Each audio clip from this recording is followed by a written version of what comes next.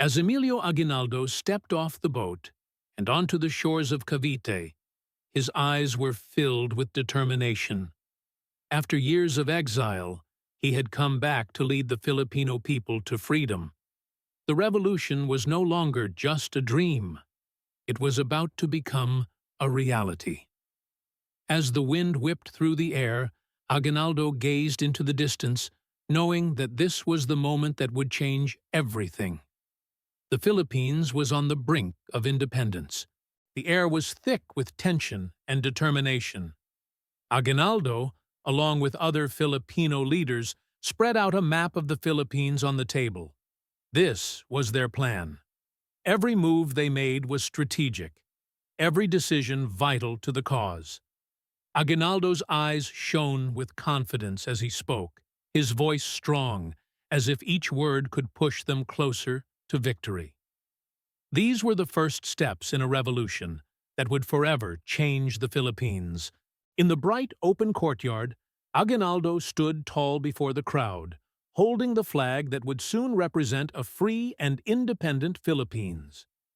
As he raised it for the first time, the crowd erupted in applause. The red, white, and blue flag fluttered in the wind, carrying with it the hopes and dreams of every Filipino. The revolution was no longer just a struggle. It was a victory. Inside the historic Barasuain Church, Aguinaldo stood at the front, his voice echoing through the hall as he declared the Philippines' independence. The crowd stood in awe, knowing that this was the moment the Philippines would no longer be a colony. Aguinaldo's words rang true.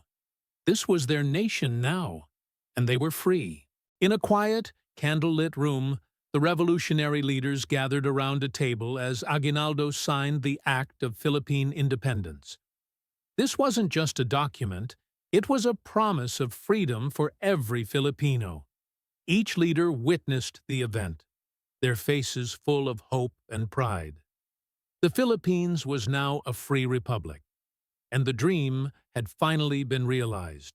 In front of a massive crowd, Aguinaldo led the salute, his hand raised high, mirroring the pride and joy in the hearts of the people. The flag waved proudly behind him as the crowd, filled with excitement, followed his lead. The moment was powerful, filled with emotion, as Filipinos everywhere recognized their freedom. The first salute wasn't just a formality, it was a declaration of unity and hope for the future. Aguinaldo rode at the front of his army, leading them through the streets of Cavite.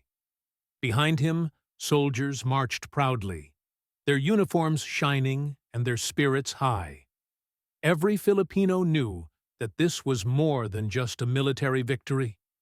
It was the victory of an entire nation, one step closer to independence. The Philippines had fought hard, and now they were standing victorious. Aguinaldo stood before a crowd of thousands, his voice unwavering as he delivered one of the most important speeches of his life.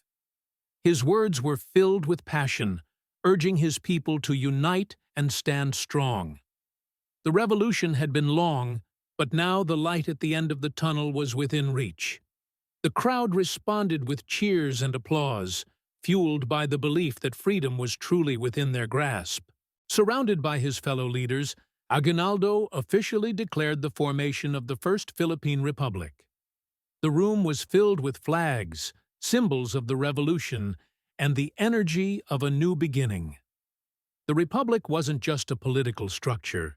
It was a testament to the sacrifices of the Filipino people, a dream realized after years of struggle. As the sun set over the Philippines, Aguinaldo stood in silence, gazing over the land he had fought for.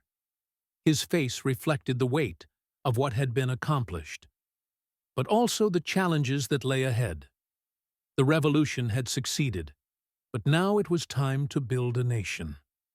His people were free, but the journey to true independence had only just begun. What would you have felt in Aguinaldo's shoes, standing on the brink of a new nation? Let us know in the comments below.